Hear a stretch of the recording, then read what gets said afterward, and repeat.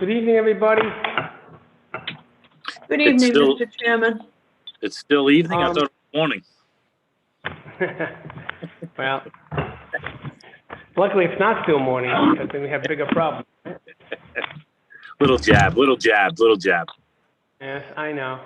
Thank you. I appreciate it. So let's call this meeting to order. It's the 2nd of June, 2020, Tuesday. City Council on Finance calling the meeting to order. Roll call, please, Madam Clerk. Chairman Leone. Present. Vice Chairwoman Ryan. Present. Councilwoman Castillo. Present. Councilman Anthony. Present. Councilman Taylor. Here. Present, we have a quorum. Thank you. Let the record reflect that. Who do I see here? President Pro Tem Correa is present. Councilman Espinal is present. Who else do we have? I think that's it of Councilman. Anybody else, Councilman? Oh, Kenny Cheverini from the City Solicitor's Office is present. And Gina Costa from the Internal Auditor is present. Jimmy Lombardi, the Treasurer. Anyone?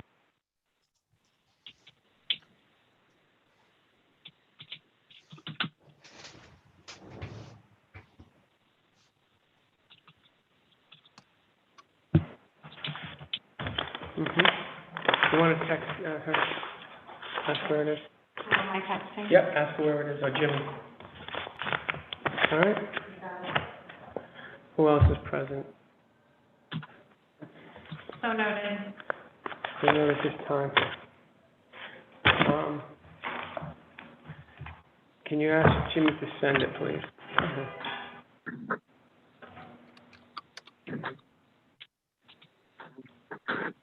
All right. Tell her.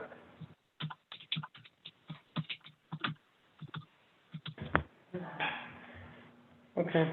So let's start with who's going to be sworn in. I think we have from the administration. All right, let's start with that first. Do you swear under penalty of perjury that the testimony that you're about to give is the truth, the whole truth, and nothing but the truth, so help you God? I do. Please state your name and title for the record. Lawrence J. Mancini, Chief Financial Officer, City of Providence. Thank you. All right, go next. Who else is going to testify on behalf of the city? Who else will be testifying today?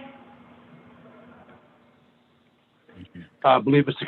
Chairman, we have Director Kevin Mahoney from Public Property. Mr. Mahoney, would you kindly take your attestation?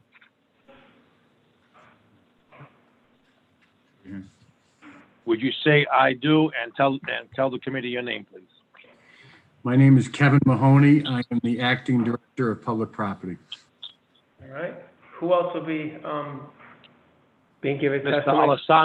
Mr. Alejandro Terrado, Director of Purchasing, would you kindly take your attestation as "I do," and would you give your name for the record, please? Hi, I do. My name is Alejandro Tirado. I'm the Associate Director of Purchasing. Okay, and do I see Ellen Sinar? Yes, now, can we just finish with public property, Mr. Chairman, and its affiliates, Ms. Bamberger, would you mind taking your attestation and identifying yourself, please? She's muted. Leah? Leah Bamberger, Director of Sustainability. I do. Next, Mr. Chairman, we have the Director of Arts, Culture, and Tourism, Ms. Stephanie Fortunato. If she could just take her attestation and please identify yourself for the record. I do. Stephanie Fortunato, Director of the Department of Art, Culture, and Tourism. And finally, Mr. Chairman, last but not by no means least, the Director of Healthy Communities, Ms. Ellen Sina, if she would take her attestation and identify herself for the record. I do. Ellen Steinar, Director of the Healthy Communities Office. Thank you. And do we have the exhibits on the 3-box reports for these? We'll start with the Department of Public Property. Do we have the exhibit for that? Let's just do one at a time. Just give me public property. Thank you. All right. So let's enter into the exhibit, Mr. Mancini. It looks like we have a multi-page document entitled 101-1801 Public Property. It's a multi-page document consisting of 3-box reports and an organizational chart. We're going to enter that into our budget hearing sessions as Exhibit B as in boy 17. Do I have a motion? So moved. By Vice Chair, second by Councilor Taylor. Discussion, all in favor? Aye. Thank you, Councilwoman Castillo. So, Mr. Mancini, do you want to take us through the public property on item number, discussion public property and its budget, please? I'd be glad to. Good evening again, Mr. Chairman, members of the committee, members of the council. So, Mr. Chairman, this is Department 101-18001, public property. This department does have some revenues. Its revenues mostly associated with rental of properties under the city direction. That rental is budgeted at $129,000 for FY21, which is consistent with the current budget for FY20. Expenditures, including salaries for fiscal year 21, are budgeted at $1,868,375, representing a decrease of $19,210 from the FY20 budget. And this decrease is due to either increased attrition, as the city plans to delay posting any vacancies and will not fill any non-essential positions in budget year 21. Benefits for this year for FY21 are budgeted at $1,390,593, representing an increase of $154,624 over the prior FY20 budget. As to services in FY21 are budgeted at $3,035,850, representing an increase of $197,550 over the prior FY20 budget. And this increase is due primarily to the necessity for repairs in buildings in that budget line item. As to supplies in FY21, budgeted for $1,558,050. This is an increase of $186,050 over the 20 budget.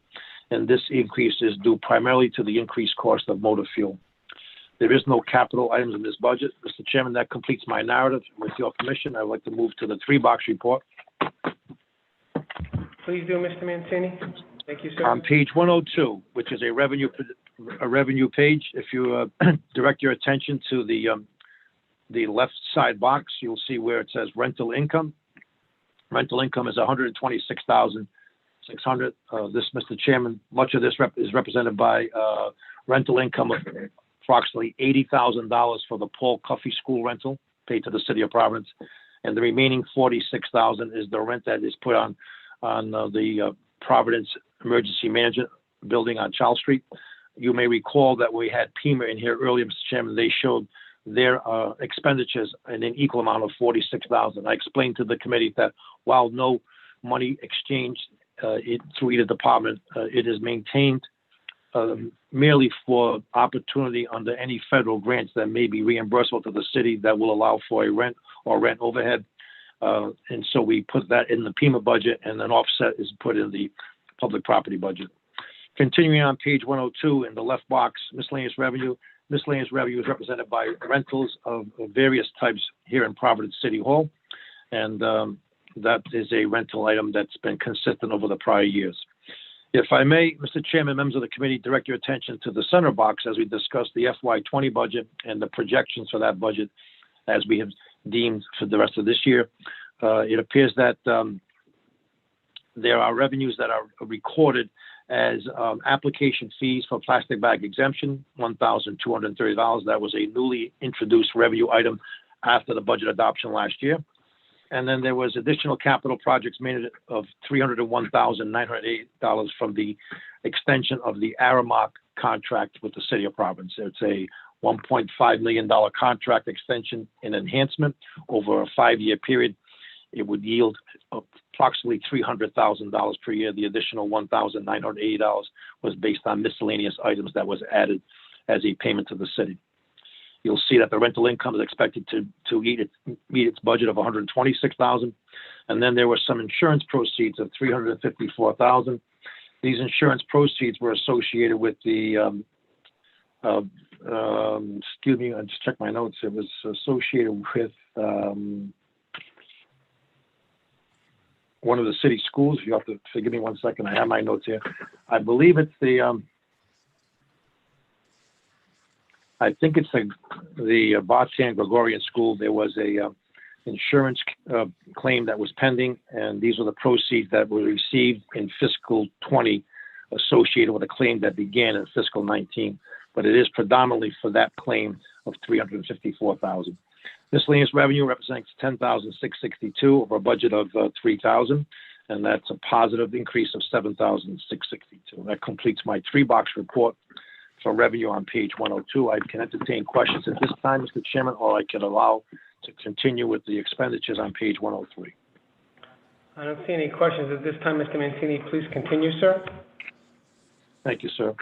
On page 103, expenditures, starting in the left box with salaries, you'll note for the time being that there's a salary decrease for budget year 21 over 20. And I might remind the committee again, Mr. Chairman, with due respect, that much of the decreases throughout the Class A employment sector were associated with the placeholder provision associated with the administration's decision to submit a budget on a balanced budget basis and taking the placeholder position that there would perhaps be, unless otherwise determined through these proceedings, Mr. Chairman, a substitution or replacement provision. And so the budget, as you know, and this committee has been informed, represents for all Class A employment, potential 5-day furlough with the reduction also of a delay in the cost of living by 6 months.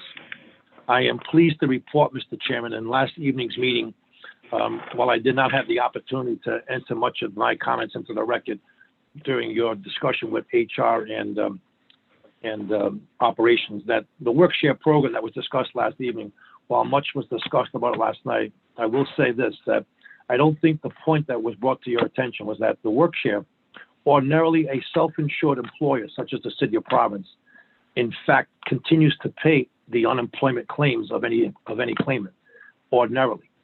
So therefore, by laying off any member of the workforce, there would be no savings to the city. But under the COVID-19 CARES Act provisions, work share unemployment payments is fully insured and fully paid by the federal government to the state of Rhode Island, therefore reimbursable to the City of Providence, or paid actually directly by the state of Rhode Island. That, plus the additional incentive of the $600 pandemic benefit, putting nearly every Class A employee who participates in this program almost at no loss of income, if you will, during the 14-week period, but saving the city $2.2 million, 1.5 of that in the fiscal year beginning July 1, nearly identical to the amount that was necessary by the placeholder savings by asking for 5 furlough days and the delay in the cost of living. So, Mr. Chairman, what I would say to you and the committee this time is it appears that the work share program, when fully vetted and fully engaged and fully realized, will generate nearly identical the savings that was expected to be generated by the placeholder provision of 5 furlough days and the delay in the cost of living. And I believe the signed agreement between Local 1033 and the City of Providence speaks to that and basically avoids that occurrence. So My apologies for digressing for that time being on this department. It was meant to be a citywide discussion last evening. With that said, Mr. Chairman, if I may continue with the 3-box report, and thank you for that courtesy. At this time, it shows a reduction in salaries, and I gave you that reason why that shows up at this point. The overtime line item for FY21 is expected to increase by $2,000. And continuing with other salary attributes, there will be no provision for temporary salaries this year in the salary budget. I believe a correction may be necessary during the discussions in these proceedings. I believe that was expected to be funded at $5,000 to continue with a temporary employee who's working in the Office of Sustainability, and Ms. Bamberger can give attribution to that at her point of testimony. Differential pay is associated with the alternate work week. Both of those are associated with custodial and janitorial staff that work mid-shift or alternate work week beyond the 8:30 to 4:30 hours. That completes the analysis of salaries between comparing FY20 and FY21. At this point, Mr. Chairman, I'd like to continue by moving to the center box and reviewing salaries for the current year. Salaries for the current year are expected to be at or below budget, or just about at budget at $1,807,000. As to the overtime is expected to be below budget at $6,889. While there is overtime associated with the coronavirus, we're tracking it here for distinction. It does fall under the overtime category. It is here because during the current year, until the current year's accounts are closed out, it shows up as an expense. Once the books are closed for the year, June 30, all COVID-related expenses will then be converted to an account receivable and placed on the city's balance sheet. Mr. Almonte and Mr. Lombardi, I'm sure, are familiar with the process as we close out. That's an expense at this time, but it will end up being a COVID-19 receivable subject for reimbursement, and it will be tracked through the COVID-19 tracking in the city's accounting system. Callback has a provision of $611 for the year in FY20. As I move through the remainder of the salary accounts for the comparison of the FY20 budget and where I project will be, it appears that the temporary line of salaries was reduced. There was a savings in that line item due to the fact that the intended individual that was working in that capacity was unable to complete the assignment due to COVID-19 conditions.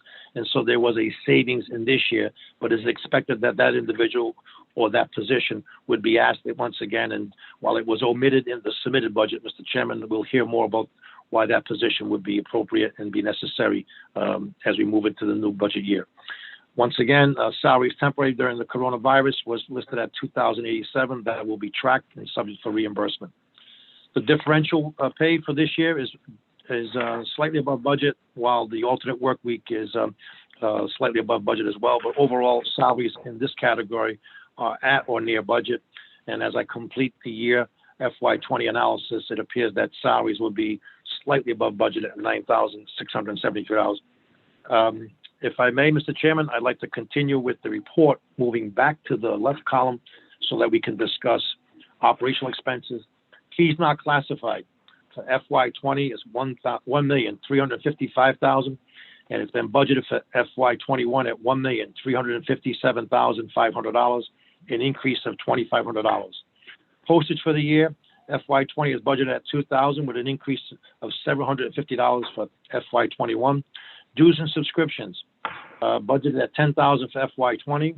It has been reduced in FY21 by $5,200. The savings, if you will, in that category. Repairs to office equipment has been level funded at $2,000. And then the following categories of repairs and maintenance. Maintenance and services, $160,000 for the year 20. It'll be reduced to $149,500 in the year FY21, savings of $10,500. Repairs to autos and trucks has been level funded at $30,000. And repairs to buildings. The repairs to buildings category has been increased by $590,000. There's some extensive conversation that we can engage in with Director Mahoney, and I don't know if Mr. Bucco was able to join this call this evening, but much of these repairs, Mr. Chairman, is predicated on a report that was done on 66 city buildings, including City Hall, public safety, and various other city structures. In City Hall alone, there is a need for a fair amount of repairs and building maintenance, and we'll hear more about that during the director's report. That total is an increase of $590,000. If I could direct your attention to the center box, comparing fees not classified, we expect that category will come in at or near budget. Right now, it's appearing that there'll be just about $5,000 below budget. Under the postage category, we're seeing a category of reduction of $1,605 for this year. And under dues and subscriptions, a reduction of $6,196. Overall, a savings in those categories, Mr. Chairman. Repairs to office equipment expected to be at budget at $2,000. And into the categories of maintenance and service, repairs to autos and trucks, and repairs and buildings, you'll see that we expect to be at budget on maintenance and service and repairs to autos. We expect to be somewhat over on repairs to buildings by approximately $90,715. That completes page 103. There is some additional information that appears on page 104. With your permission, sir, I'd like to continue with that. Page 104, left-hand side box, starting with the private contractors line, account code 53401. Budget for FY20 was $265,500. It is expected to increase by $20,000 in FY21 to $285,500. Miscellaneous expenses for the year FY20 was budgeted at $250,000. For this year, coming up FY21, it'll be budgeted at $100,000, a savings of $150,000. And then various school rehab projects was budgeted at $250,000 for FY20. There is no funding associated with this category in FY21. You may recall, Mr. Chairman, members of the committee, members of the council, that in FY20, and as I move to the center box, you'll see that entire amount has been obligated as expenditure. This was the companion funding source associated with the early childhood pre-K contract that was recently awarded and approved out of committee by the Finance Committee for the Board of Contractor Supply with LISC, LISC, totaling $750,000. The $250,000 share came out of public property, the other $500,000 coming out of contingencies. Staying in the center box column, if you will, for the year 20, moving back up to private contractors, it appears that line item will be at or near budget at $265,500. Likewise, with miscellaneous expenses, that account, it'll probably come in close to $240,000, a savings of about $10,000. There will be miscellaneous expenses associated with the COVID-19 recovery of $10,124. Once again, those expenses will be tracked and will be created as a balance sheet receivable subject to reimbursement by the federal government. Various school rehab projects. This is the $250,000 that I have already spoken to that has been committed and will be paid in this year only. Moving down below, moving back to the left-hand side, my apologies. Stationery for FY20 is $5,000, expected to reduce by $450 in FY21. Small tools and shop supplies is level funded at $1,000. Moving down below to fuel. This is not motor fuel, this is fuel for buildings. This is a heating fuel. Expected to increase by $20,000 based on the uncertainty of commodity prices at this time. But based on a national index that the Department of Public Property uses based on heating oil prices, we have projected that the cost will rise and that expense will increase by $20,000. Housekeeping supplies at $35,000 has been level funded. Miscellaneous paint supplies at level funded at $26,000. Motor fuel, you might recall in my narrative when I began this evening, I indicated that motor fuel will represent an increase in the motor fuel prices, once again, based on pricings provided to the Department of Public Property. Uniform wearing and apparel will have an increase of $1,500, and then miscellaneous materials and supplies will increase by $15,000. As I move back to the center column to review the FY20 expenses and the FY20 projection, you'll note that stationery has a decrease of $2,829. We expect that small tools will come in at budget at $1,000. We expect that the fuel will meet budget at $140,000. Housekeeping supplies, oddly enough, just shy of the budget at $34,972. And miscellaneous paint supplies slightly above budget at $26,935. Motor fuel thus far this year at $1,091,000, some $58,000 below the budget of $1,150,000, with the year not yet complete, and many vehicles not in full fleet service. It's highly likely that we will have that savings of $58,000 as we close out the year. Uniform wearing and apparel had a slight increase over budget of $998, and miscellaneous materials and supplies was over the budget by $5,659. I believe that completes the categories, Mr. Chairman, for the expenses. I am available to answer any of your questions, and or Director Mahoney can assist in that regard. Thank you. Thank you. Let me see if I can see any hands. Can you go back to that? You sure? Okay. All right. Vice Chair, Ryan you. first. Yes, I can then- thank you. Thank you, Mr. Mancini. I had a question on the over $1 million in the building proposed budget, building repairs. Could Yes. you get an explanation on that? That's a big number. What's that all Yeah. about? Yeah. Mr. Mahoney, is Mr. Bucco with us this evening? Mr. Bucco is right here. Answer. Mr. Chairman, would you be so kind to have Mr. Bucco sworn in, identify himself, and then he could assist me greatly with the detail of various budget categories. Madam Clerk, please proceed. Mr. Bucco, please raise your right hand. Do you swear under penalty of perjury that the testimony that you're about to give is the truth, the whole truth, and nothing but the truth, so help you God? You, Please state your name and title for the record. Al Bucco, Manager of Facilities and Operations. Thank you. All right, proceed. Mr. Bucco, can you please enlighten the committee and the public?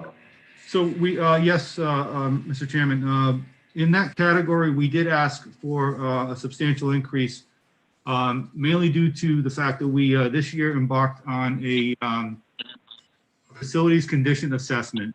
We had an award with a company called Dude Solutions, which conducted the facility condition assessment and also will be providing us with software to track and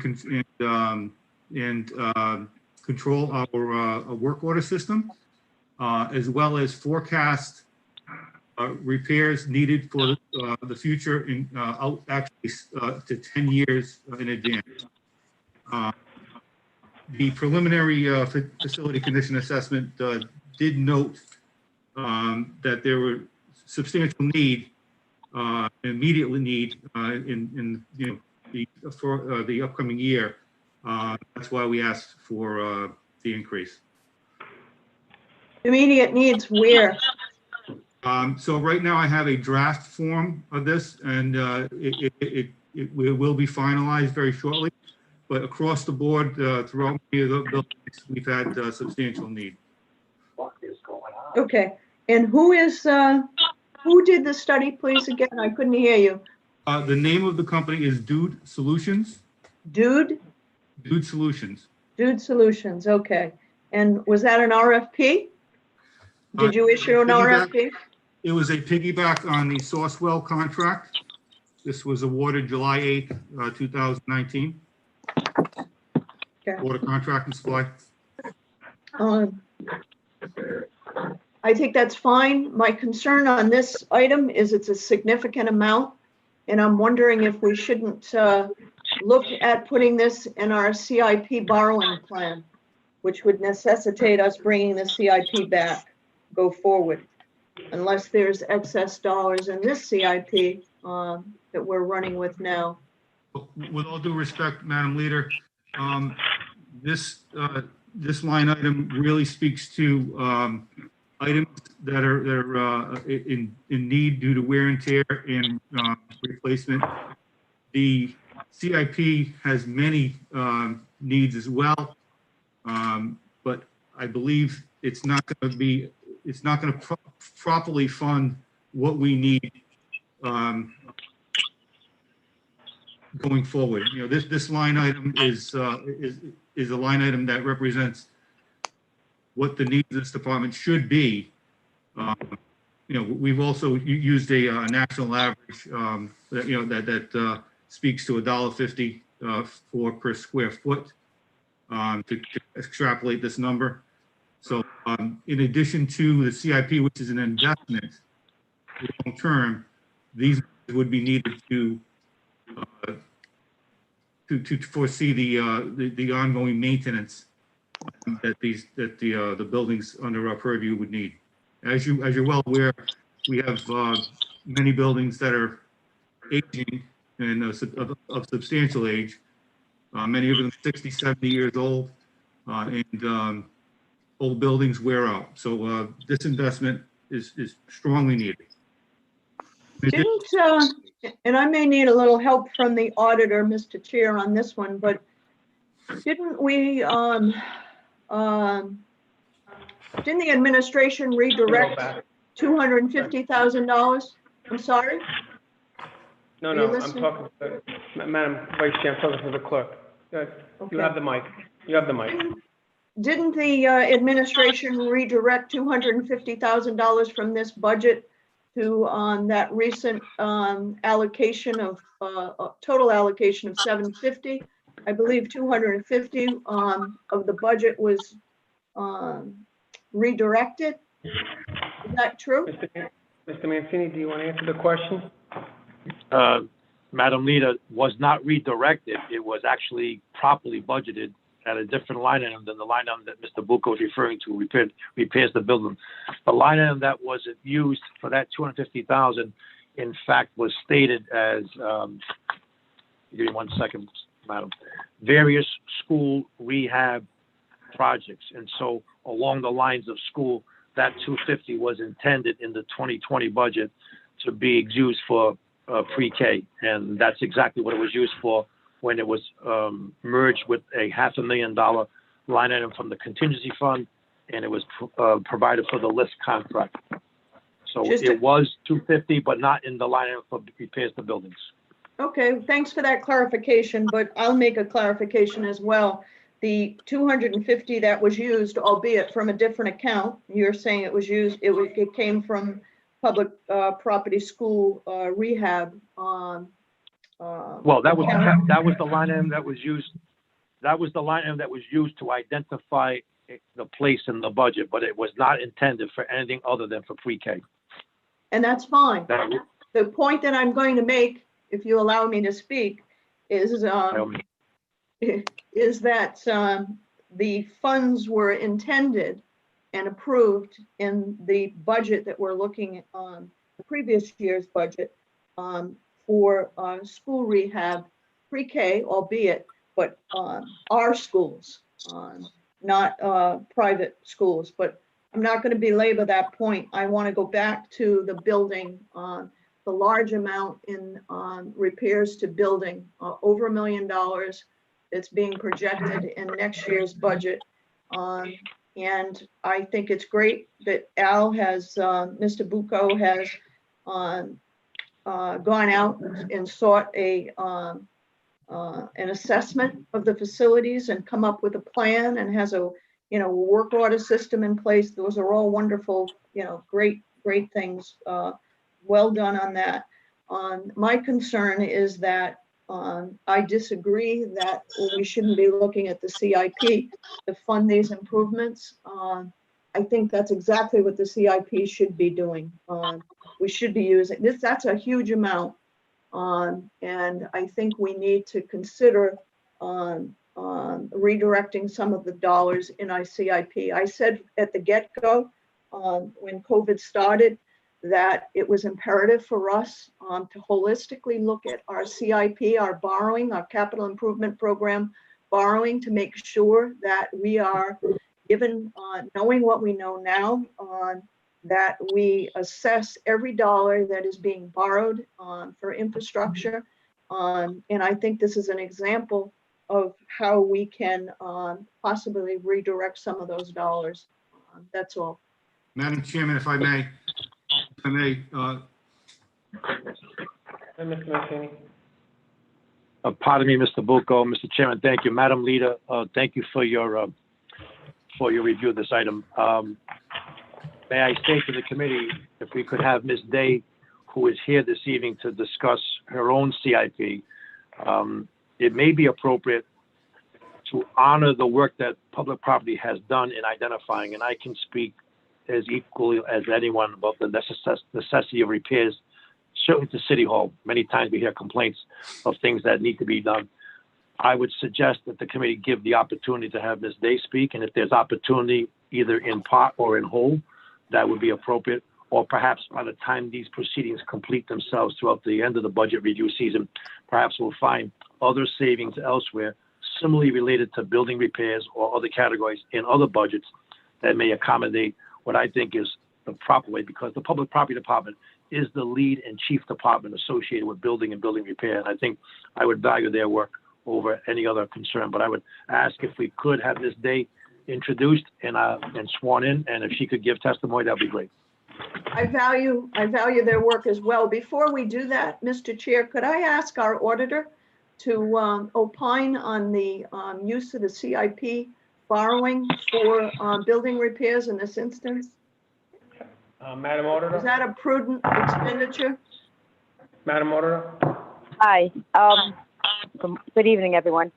The current CIP has $1 million in it for general improvements to facilities. It's already in there. It's already been approved for $1 million. So we still need this additional $1 million to the $1 million that's already in there. So, Mr. Bucco, Mr. Mancini, can you answer that question? Mr. Chairman, could we have Ms. Day sworn in, and I believe she can give us distinct information. Okay, Ms. Day, why don't you get sworn in, Madam Clerk, please do so. Please raise your right hand.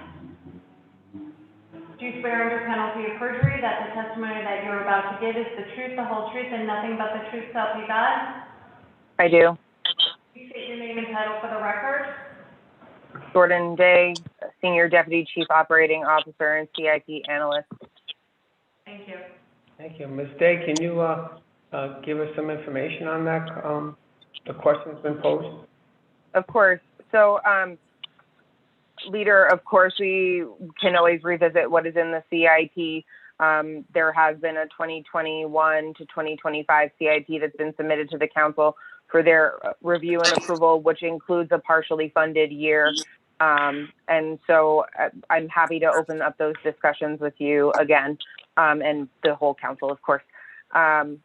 With regard to the difference between these two funds, so one of the issues that we've had is that we haven't been able to support routine maintenance over an extended period of time for all of the buildings that we own. And so as we're making necessary improvements to all of our facilities, this $1 million that public property is requesting will sustain the investments that we have already made and will continue to make in all of those facilities.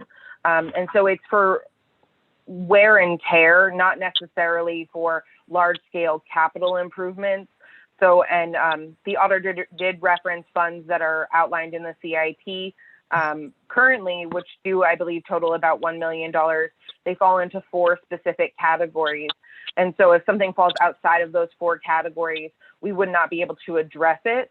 And so I know that public property was hoping to allocate funding to support the maintenance to sustain the investments that we've already made. And so I think that that's just an important note to make.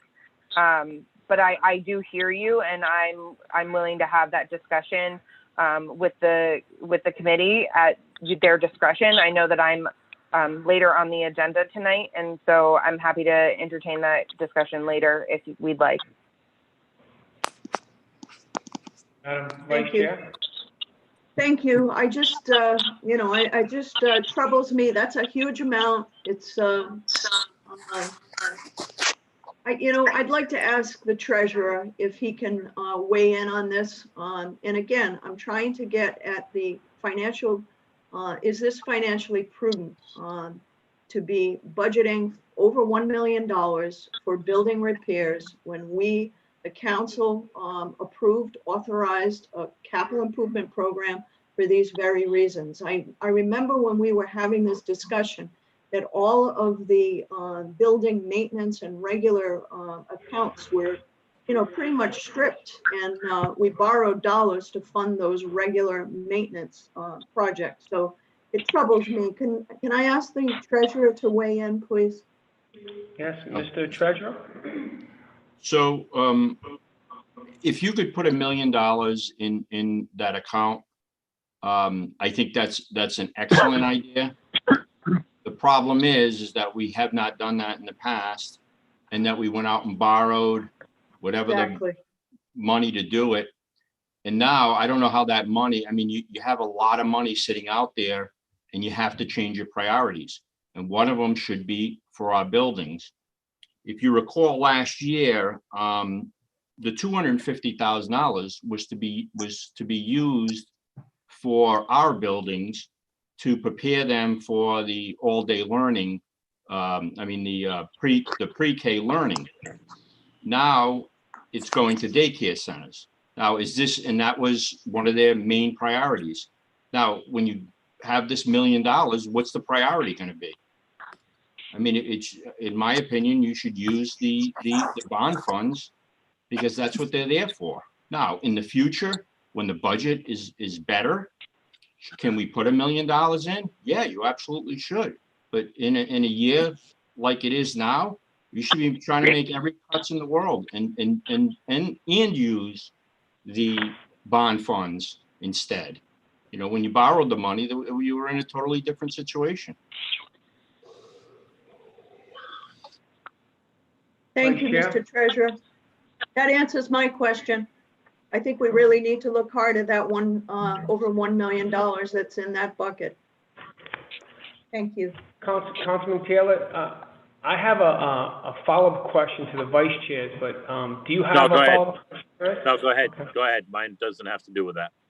Okay, so in the present budget, are we having feedback? Okay. The present budget for repairs is $500,000. Is that correct, Mr. Mancini? That's correct.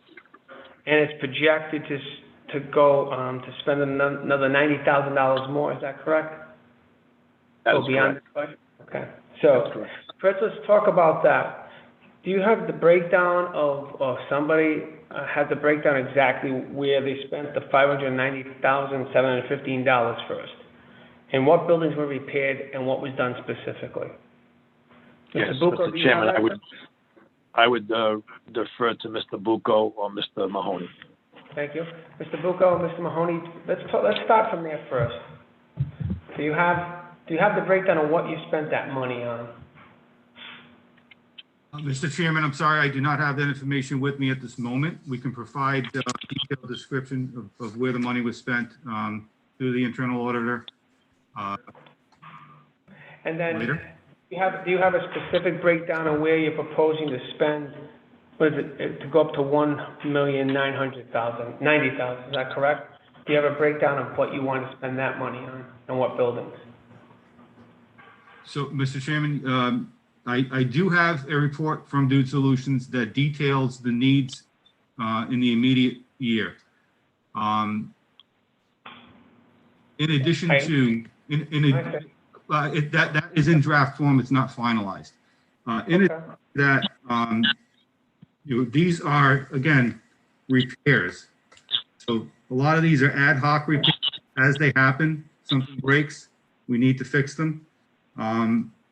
These are not capital improvements. These are repairs to things that break during the course of the day, during the course of the year. We have found that we're constantly chasing our tail to fix things and react to things. An investment in this category would help us to better forecast in the future. If we're doing our proper maintenance, if we're keeping up with our existing infrastructure, it will help us to inform the future much better than we currently are. And that, I agree with that. It strictly relates to the amount of money. I recognize that, the philosophy and the mission statement, why you want to put a maintenance fund together. What we're trying to find out is what you spent the present money on and what you plan on doing with the other money. Now, let me say something. What I do think is interesting is that, and I know I cut you short, but you were very passionate about why it's important to have a maintenance fund. I don't understand, where was that passion when the administration decided to raid the fund to give it to private businesses so they can repair and fix their businesses? So that's the problem, because if you're saying what is correct is true, then the last thing the city should be doing is giving out free money to private businesses at the time when they from the pot of money that's supposed to be used to pay for and maintain the city's businesses or the city's buildings. So it has to do with this. They wanted to do a political stunt, in which they achieved it on one end, at the expense of the public's property on the other end. So my concern is what's going to happen next year when another political stunt occurs. And which I'm sure what's going to happen is they're going to say, we need more money for all these privately owned businesses, right, to get money from the city. No payback grants and loans. See, that's the concern we have. Now, so that I want you to know where we're going. On the other thing, and I appreciate the report, I want to ask you a question about the report. You said the report was by DUDE, D-U-D-E? Is that what they're called? That's correct, sir. D-U-E. D-U-D-E. And you said that the city piggybacked on something. What they piggyback on? Sourcewell contract, if they were buying collaborative. Okay, so explain to me that. Was that when you say, what do you mean, the state contract? I don't understand what you're talking about. What piggyback on what contract? It is a national buying consortium, of which the city of Providence is a member. Okay, and so that buying consortium allows you to do a non-competitive bid award? Is that what we're saying? Well, there was a competitive bid that resulted in the award to Dude Solutions on the national level. And this particular award allows us to piggyback that award. Okay, I'm not sure I understand what exactly happened, but I'll ask the treasurer to investigate. What I'd like to do is have a copy of that report. And I would also I think Vice Chair and Madam Auditor, the committee members, it's probably more prudent to maybe, since the fund has been rated in this present fiscal year in order to take care of political favors, it would be prudent that, considering we are at least the council recognizes we have a financial problem in the city of Providence, that we should level fund that item at this time, and then we can revisit exactly what they're going to do. And that could be an additional savings to ease off on whatever revenues we may not get in the next 12 months. So you had 500,000, you overspent it to 590. So we want a breakdown of that, Mr. Bucco, first. So what I would suggest to the internal auditor, have Mr. Bucco provide you the breakdown of the 500 to 590, specifically what was paid, what they used it for, and then specifically what they want to spend the $1 million for. And then I would just, at this point in time, just level fund it to 500,000, and then we'll revisit it as we continue on with the budget conversations. Vice Chair, I think that's acceptable. I think that's a prudent decision. Thank you. I think if we do that, then we can come back and all of you. Just so you understand, this process is a process of the administration explaining to the council what you did with the past money and what you plan on doing with future money, because only the council can give you money. That's how it works, okay? So I think that's the prudent choice, since that account's been kind of like a flexible flyer account where they rate it, which is almost like that scooping thing, so I'm concerned about that. So I have a question I haven't asked. Madam Auditor, make sure you make a note of that at this time. Yes, sir. All right, so level fund it to $500,000 at this time, and put the other $590,000 towards cuts and savings on the expense side of the sheet at this time. Okay. And Councilman Taylor? Yes, I have a few questions. First one is, when is the graffiti squad going to be back out on the road?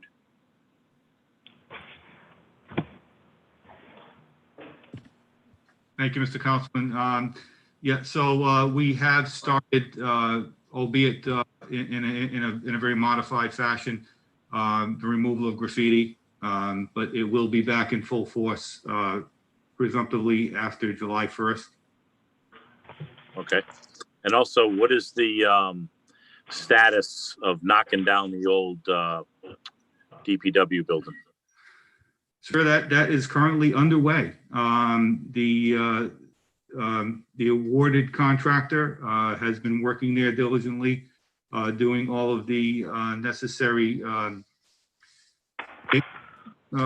procedures. He unfortunately was delayed due to the COVID-19 situation. There were several of his staff that were affected and quarantined, so that did set him back quite some time. Do you have a rough time when that it will be knocked down? I should say will be by the end of this month, or you don't know? Sir, I could get a revised schedule from him and provide that to you. Okay. And then how are we making out after that's knocked down, like status? Are we still looking a year or two out for the new building? Or where is that? Has that changed any, I guess I should say? Timeline for that has not changed, sir. So that was what, next year sometime? We have about 10 months of design and engineering, 10 to 12 months of design and engineering, and then the bidding process. We're looking at, most likely 21, 22 to build a new building. Okay. 23. All right. Thank you. No further questions. Thank you, Chairman. Thank you, Councilman. Vice Chair, do you have an additional question? Your hand's up? I'm sorry. I didn't mean to have my hand up. I will lower it, sir. Thank you. No problem. Thank you. Excuse me 1 second. So I need the director and the deputy director to take me through the organizational chart. If you could. And we'll start from the top. I'd like to know the past 3 months, who's been coming in and working and actually putting a day's work in, who's been sitting home, not working and getting paid, who's been at home getting a couple of days not working and getting paid, and maybe a couple of days with teleworking of some sort. So I'm going to start from the top and go line by line. So first, Mr. Mahoney, for the past 3 months, have you, how has been your work schedule? Have you been working every day? And if so, how? I have been working every day. I have spent as you can imagine, that the few days after I became acting director, then the COVID-19 crisis came about. I spend working every day, spending a lot of time with Al, trying to understand what's going on with the department and learn the process. I have also partially stayed involved with inspection and standards, who has a new director, and trying to assist with that. But for the majority of time, it's been with working together with Al and trying to learn what's going on. So when you do your time card, you put in Madam Auditor, what's the notation when the person's home, getting paid and not working? HEN, or HEEN. HEN. Are you putting that notation at all in your what do you call it? Your I guess what's it called? Code or code account or pay counter code at all? Me personally? Yeah, I'm gonna go by one. I'm gonna start. I'm gonna go one by one in everybody in your department, and I'm gonna ask what they're doing. Okay? So in your particular case, did you ever utilize that code for the past 3 months? Meaning you're at home, getting paid and not working. Okay. No. Next, Mr. Bucco, have you ever done that for the past 3 months? Sir, I have not. I've been telecommuting and actively in the office. Okay. Jordan Day, have you utilized that account code at all for the past 3 months? No. Thank you. Has Mark Zawatowski?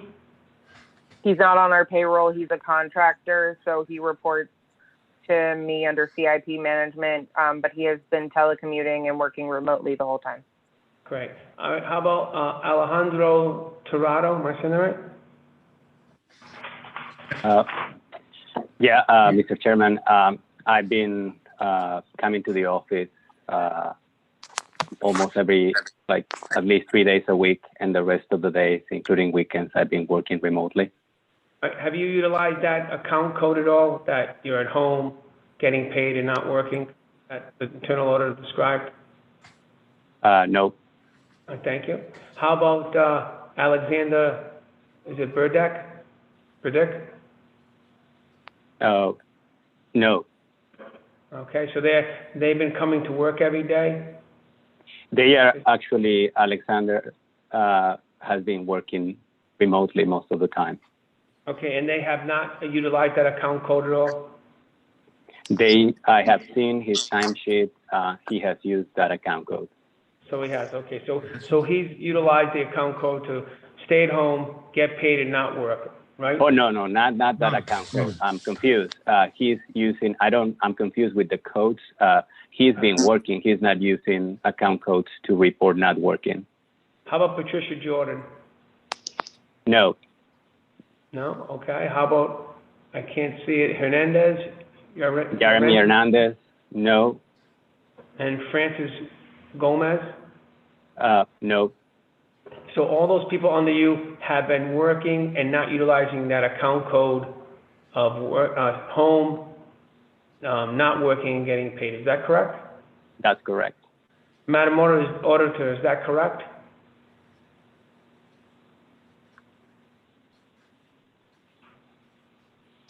Madam Auditor? I would have to look at individual people. I only have it summarized by the entire department. Okay, so for the entire department, so let me just go to the next thing, then I'll ask about the summation. How about Kevin Ray, the electrician? Has he been, for the past few months, at home getting paid and not working? Up until 2 weeks ago, he was at home not working. So majority of the time, the electrician for your unit was home, getting paid and not working, except for almost a week and a half ago. Okay. Actually, closer to 3 weeks. I'm sorry, sir. All right. How about Frederick Odell? He has been in every day.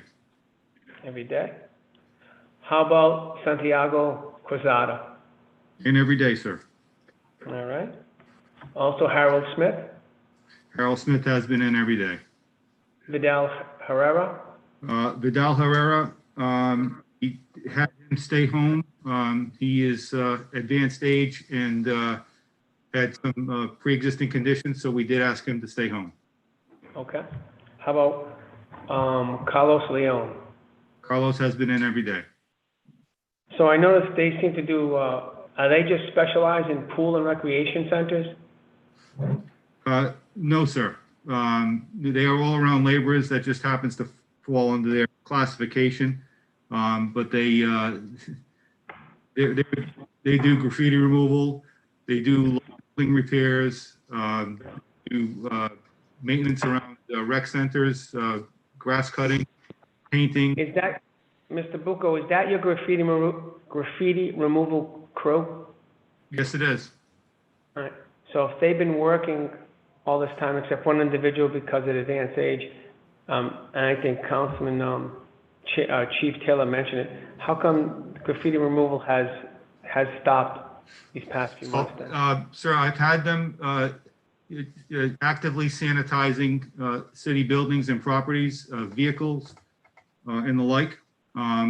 Two of the people on that are working out of class quite frequently. Santiago Quezada is now assigned to the mailroom due to an illness to our beloved mailman. No more. Okay. All right. So you've been utilizing your workforce for other aspects, and now, Mr. Mancini, those individuals who've been utilized as a workforce for sanitization for the past 3 months, can they be? Are they eligible for COVID-19 reimbursement then? I didn't hear you, sir. Tina, you need to unmute him, or he's muted himself. I'm sorry, Mr. Chairman. I believe by the definition of COVID-19 eligibility, if the duties of the custodial crew went beyond the normal application of what they would do during the course of the day, and I believe constant sanitation and disinfection would be beyond the normal duties, sir, I do believe that we can present that as a reimbursable expense. Do you know if we have done that, Mr. Mancini? I would have to defer to the chief of operations who testified last evening. I don't have the exact tracking that they're keeping, but I'd be happy to follow up with that myself and Mr. Bucco. Internal audit, can you find that out tomorrow? And then maybe you can ask the chief operating officers, the team, if the team can get together over there and give you an answer. Yes, I will. Thank Yes. you. Keep on going. Is it Jorge Colon? Has he been in every day, Mr. Bucco? Yes, sir, he has. He's been doing a phenomenal job. How about Rafael Alba Vargas? Okay, so the next four people, sir, Rafael Vargas, Santo Hernandez, Antonio, and Jose Mejia are all over 60 years old and have pre-existing conditions. For some time, they were out. I brought them back 3 weeks ago in a limited fashion, and now they're all back full-time. So I have a question. Did you lay them off during that time? I did not, sir. They were, it was strictly due to their age and pre-existing condition, and it was a precautionary measure. So there's no teleworking because they're laborers for these folks, right? Correct, sir. Okay. And there was no way to do a staggered approach at all with these folks, that's what you're saying? During the pandemic, it was better to be protective in nature, I believe, and I didn't want to expose people that could be potentially high risk. Are these folks now part of this new work share program? No, sir. We've got everybody back. So all of these people are back 100%, and they are all deemed as essential. So the individuals you mentioned that you had home for the past 3 months, those 4 individuals, now are back at work, working full-time? They are, sir. All right. And they're not... They have been for the last 3 weeks. Right, and they're not going to be, and they're not, you didn't put them on the list for the work share program, did you? I did not. Okay, all right. Let's go next. How about Manuel Sanchez? He has been working full-time. Okay, since the beginning? Yes, sir. All right, Joel Perez and Eduardo Lugo. Joel has worked for the full-time. Eduardo was out briefly for an illness. Okay. He did come back. Raymond Grundy Sr. He has worked the full-time. Jose Gomez and Miguel Solano. Yes. Tell me about those 4. They've all worked the full-time. Ray Grundy was out briefly due to an illness, but he is back. So they've been all working through this entire process, right? Yes, sir. Okay. So okay, and so when you had to have your other workforce, for example, you mentioned, you said your graffiti task force had to do sanitizing, right? Did the city of Providence, the other units, for example, majority of DPW workers were all sitting home, getting paid and not doing anything, and a lot of able bodies. Did they ever send some of those workers to actually get activated so they can maybe help you with the graffiti in that aspect or sanitization? So yes, we did utilize DPW workers for... How many times? For 2 weeks to get... How many workers? How many weeks and how many workers?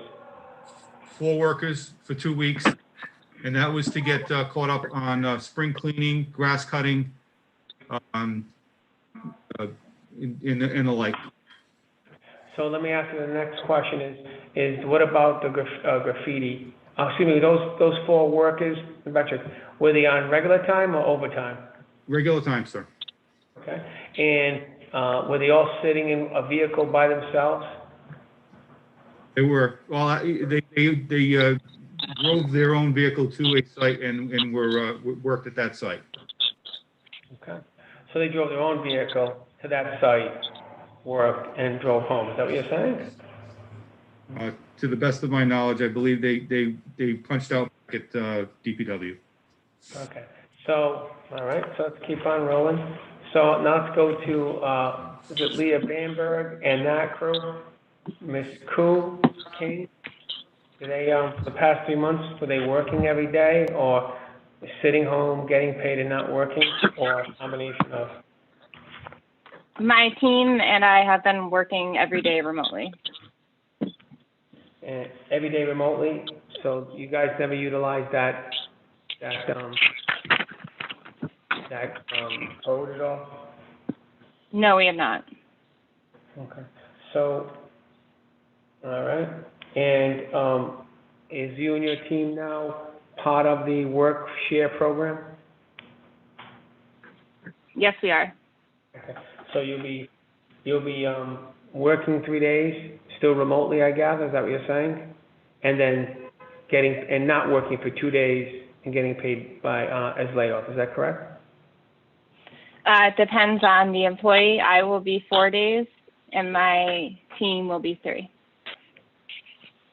So you'll be 4 and 1, and they will be 3 and 2. Correct. Okay. All right. Okay. So then I guess last we got Cesar Tio, and then Juanita Jones and that crew. Can you tell me about them? I don't know, Mr. Mahoney, Mr. Cesar Teo has been working full-time, both remotely and in the office. As has Jacinta Jones, Lana Romano. Jacinia Fajardo was not working until just last week. Hmm? And Paul Peckham has been out with an illness. Okay. All right. So I see, put up the big board. And my council colleagues have questions on that, on the organizational chart? All right, so I'm gonna go, I think you answered it, but I just wanna go over a little bit more. You know, the fees not classified, can you just reiterate what that's for again?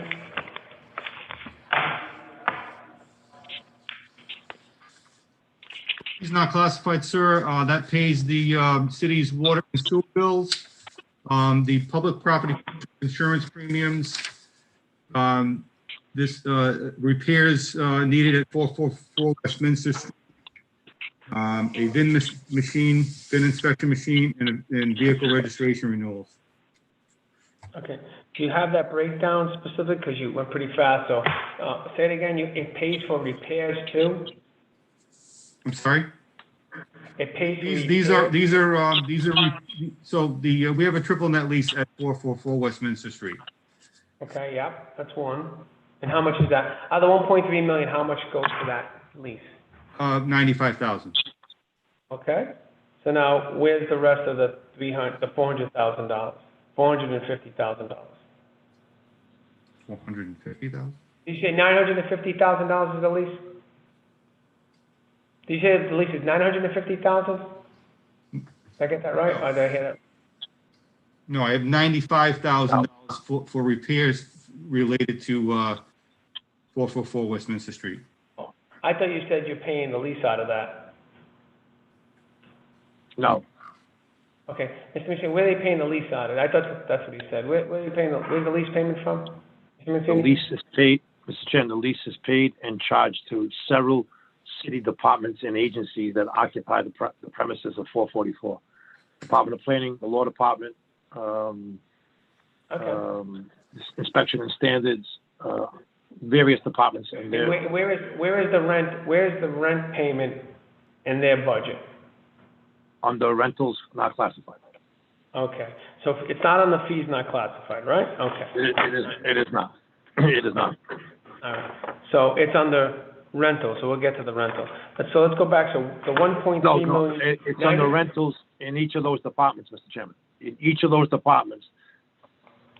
Many of them will already come before you. No, I understand that, I get it. And this department would have a rent line item too, would it not? It would not. Public property is located in City Hall, with due respect, and it does not occupy 444. You're correct, thank you, sir. All right, so let's go back to the 1.3 mil. So out of the 1.3 mil, $95,000 is for repairs to something you said.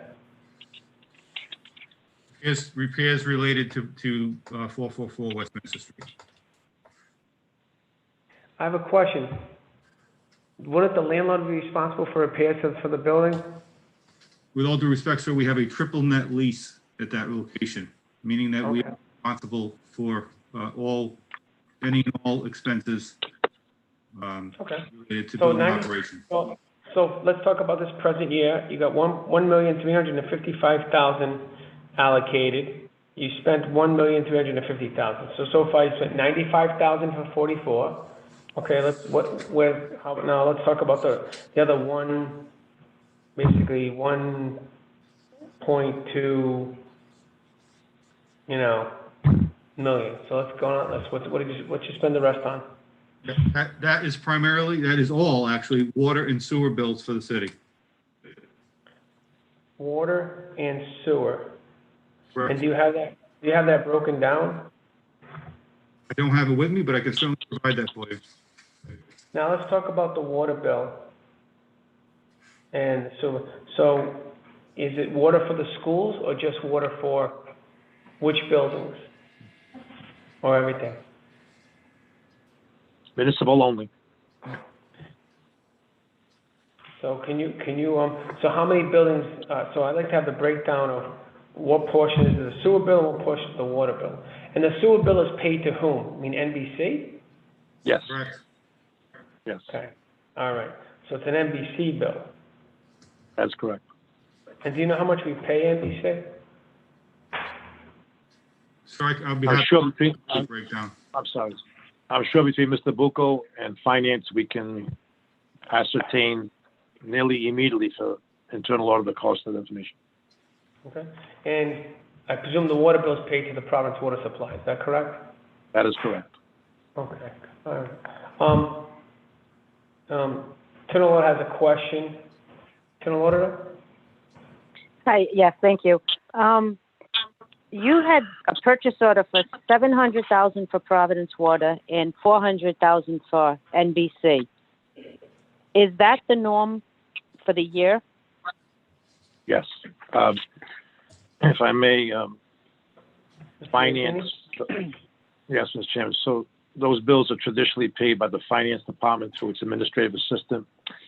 And based upon direction from the Finance Department, we would use historical information and establish purchase orders. To the credit of the internal auditor, more than a year ago, we put the entire city on purchase order for purchasing and procurement, including utilities. And the way we did that was predicated on historical information. And I'm pleased to say that pretty close to the average, consumption being what it is. So yes, to your question, Madam Auditor, it is predicated on historical information. Okay, that brings me to the next question. Do you really think you're going to meet that budget, that line item? I still have $700,000 outstanding for those two bills. Yeah, I don't have what you have in front of you, Madam Auditor, so I'd be happy to review that with the finance team and yourself, if you would give us that opportunity tomorrow. I don't have that information directly in front of me, so I'd be happy to review it. There may be some savings. Are you saying that you think that we're going to be over budget, or we're going to be below budget? You're going to be over budget. If you still have if you still have $700,000 to pay between the two of them, you're saying you're going to meet that budget of 1.3. I have you over 700. Yeah, That's just my projection. That's what I'm wondering. Maybe the bills are caught up. Yeah, I think there was a lag in some of the bills, and of course, with COVID-19, there could be a lag in bill delivery and bill opening and bill processing. We've been doing our very best to have our team stay on top of processing all bills, including utilities, but be happy to review that with you tomorrow. Okay, thank you. Right. You're welcome. Thank you, Mr. Chairman. I just want to make sure I've seen the organizational chart. There's approximately, about, looks like 3 vacant positions. Is that right, Mr. Bucco? Isn't that right? 1, 2, about 3 vacant positions?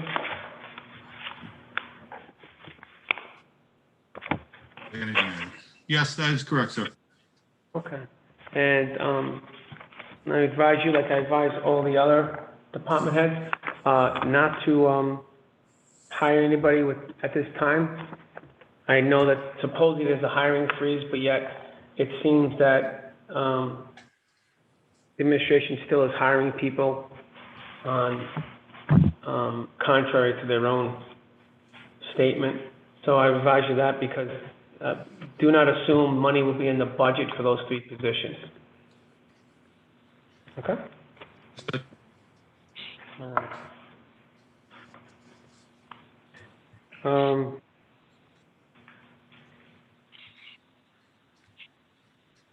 Your private contractor line, what do those contractors do? I guess it's going up a little bit, is that right? Is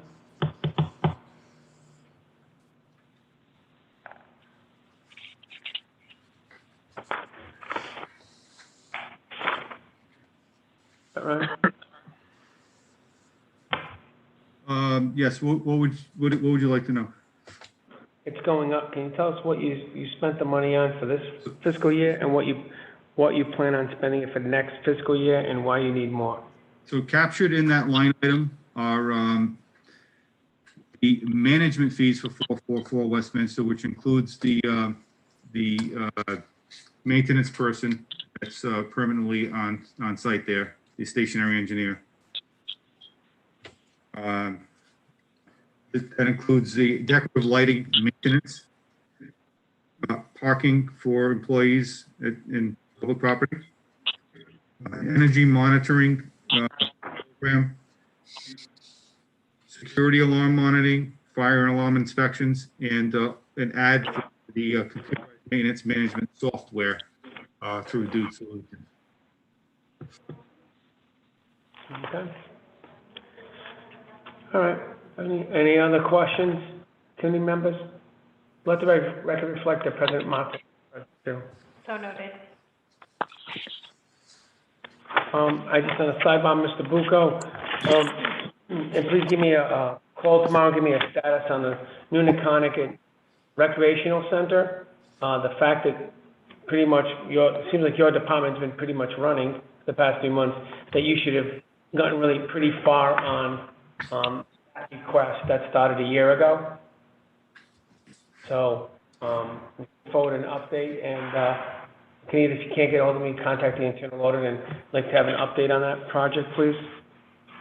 Certainly, I'll be happy to call you tomorrow. Thank you, sir. Madam Internal Auditor, do you have any other questions? Are we going into purchasing and sustainability separately? Well, I mean, yeah, we'll go to that. Yeah, because I think Larry doesn't Larry have some type of? No, Mr. Chairman, no. The purchasing and sustainability budgets are consolidated into the overall public property budget. So before we do that, I just have a question real quick. The heat, power, and light. Yep. So I noticed that we budgeted to 4.1. We're projected to go over budget by $1 million, but then next year you're looking to go. So we budgeted this year 4.1. We're going to spend 5.1 this year, but then next year you propose putting 3.6. Can you tell me why is it 1, then it goes up, and then you feel that it goes up $1 million this fiscal year, and then also it's going to go down $2 million next fiscal year? What's happening? So I think acquire a savings of almost $2 million. I can give you a brief overview, but I would defer to Mr. Bucco and Ms. Bamberger, as they will tell you about how the city signed on to a virtual net metering process, and that's going to generate upwards of $800,000 in net metering credits. But either Mr. Bucco or Ms. Bamberger can take the lead on that. Al, if you're comfortable handling that, I would ask them to do so. Bamberger, where is she? There you go. So, Ms. Bamberger and Mr. Bucco, can you explain, for all intents and purposes, basically almost like a $2.5 million, swing from this year to next year? Can you explain that? Why did it go up this year, and why is it swinging down next year? I can speak to the virtual net metering program, that, Well, before we do that, I think that's the proposed swing down. Can tell me why was the swing of $1 million more? Let's try that. So, Mr. Chairman, in that $1 million, there was an accumulated amount of billing from National Grid related to the streetlight conversion. For nearly 3 budget seasons, National Grid was unable to properly bill us for the electricity usage related to the streetlights. That's because these streetlights are non-metered service. It's based on an average of use of daylight hours and the size of the wattage consumption of the individual lamp. So are you saying that in this present fiscal year, National Grid charged us the wrong amount or ended up charging us the right amount, and that's why it went up to another $1 million? No, so for those 3 cycles, we didn't pay National Grid until they were able to properly bill us. All of that caught up in this year. So, I mean, okay, but so is that why it's overspent by $1 million? Yes, sir. Yes, so Mr. Chairman, the budget for FY20 was predicated on the knowledge that we shared regularly with this committee when we had the streetlight conversion program. But because there was a delay in processing the conversion in a billable activity, we estimated what those bills would be on a basis of the past 2 budget years. When the final adjustment came in, it was higher than our estimates, and that included finance, public property, and sustainability working together to arrive at the appropriate budget. But with that said, it was due in part to final adjustments to the implementation of all 17,000 streetlights.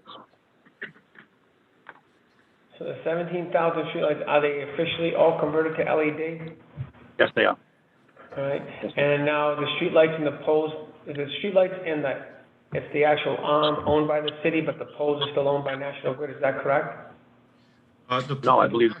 National Grid owns the wooden poles. The city of Providence owns the metal poles. Correct. Is National Grid charging us a fee to be on that pole? No, sir. Okay, so, and then we have a private, because we did that, what's it called? We did the sole lease back program with that, right, Mr. Mancini? A company came in and gave us the money up front, right? And then didn't they, how did it go? What's the program? So how it came in is PRISM, which is a nonprofit consortium that represents a number of municipalities in Rhode Island and Southern New England, identified for us the energy savings, which was our right and entitlement under Rhode Island state law. So that process was quite involved over a long period of time. What we did, Mr. Chairman, you may recall, and this committee assisted us greatly. We came before this committee with a proposal under a master lease. We used basically master lease financing upwards of $13 million to acquire all of the acquisitions of the streetlights and provide the conversion, and a portion of that was used to make the first debt service payment on the lease. The lease is a 10-year lease. The payback will be at least equal to debt service, and in the future, it'll be all payback when the master lease is completed. And you may recall, Mr. Chairman. And we hired a company. Did we hire a company to maintain the streetlights for us? I believe that's PRISM. Is that right, Mr. Bucco? That's correct. PRISM. PRISM, yeah. And did we also we get to choose how the lumens of the lights? Is that correct? We do. Or no? Right? Yes, sir. We do.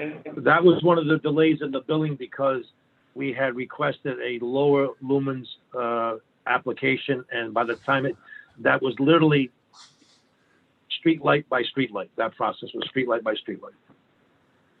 Okay. And you may recall, Mr. Chairman, because you were keen to point this out, as we did, that while we expected sizable savings from ownership and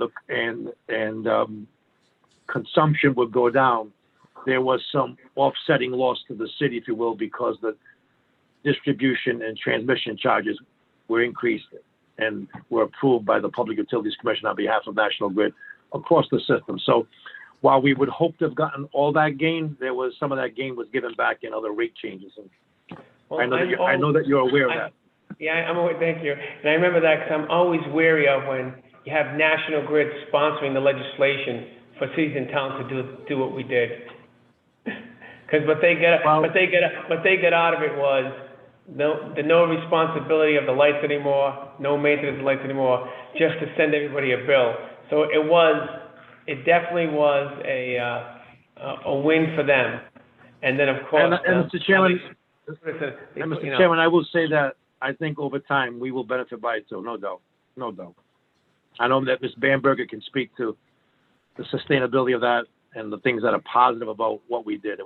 I think it was a good move, no doubt. Oh, no, definitely at the time it had a value, but I think I remember in the conversation was the city was paying, what, $7 million approximately, something like $7 million a year? Correct. Right? That's exactly correct. Right, and for National Grid to lose $7 million or $5 million, right, off their top, out of the goodness of their heart, is pretty much, laughable. Which was, yes, they were happy for the conversion, but we all know that in which they did, they just went to the PUC and now they're just going to up that transmission charge until they get the $5 million back and plus. So I'm just saying, so we understood at the time it made sense financially, but we know National Grid does not lose money. That's my point. I'll leave it at that. So, Ms. Bamberg, you want to tell us about why now it swings down to 3.6 mil? I can speak to the savings that Mr. Mancini alluded to, the virtual net metering program. So this is the result of a solar farm, actually 2 solar farms. The main one is in Cranston and another one out in Johnson. And these solar farms are generating credits that are attributed to our electricity accounts, so we get a steep discount. We get to keep about 22% of that discount for our own savings, and the rest of it goes to the solar developer. And that is already is resulting in significant savings to the city, which will amount to about $800,000 a year. Right, but what I'm saying is that it was 5.1 this year. It drops to 3.6. So that's a bigger drop than 800,000, isn't it? So I can only speak to savings from the virtual net metering program. Can you tell me where's the rest of the money? Mr. Chairman, so about an 895,000 expected reduction in the bill due to the virtual net metering, as Ms. Bamberger just attested to. And the other difference is that we will not be faced with the delay in the adjustment to the bill that carried for more than 2 billing periods. Okay. We'll be back on regular billing cycle. So that's why it goes to that 3.6. That is correct. That is correct. Thank you very much. That's very explanatory. Okay, thanks. So, Internal, did you want to talk, you had questions about those other divisions at this time? Yes, it's more personnel related. Sure, go ahead. Madam Auditor? This current fiscal year, 2020, how is the Sustainability Policy Associate and Sustainability Strategy Manager funded? The Policy Associate is funded by a grant, and the Strategy Manager is funded by the city. And the city is to fund both of them now that the grant has expired? The grant has not expired. The Policy Associate position will be grant funded.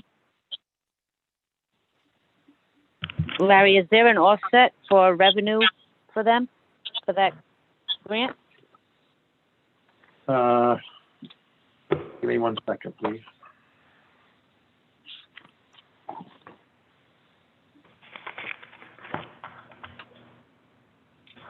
Yeah, while it may not be listed in the personnel supplement,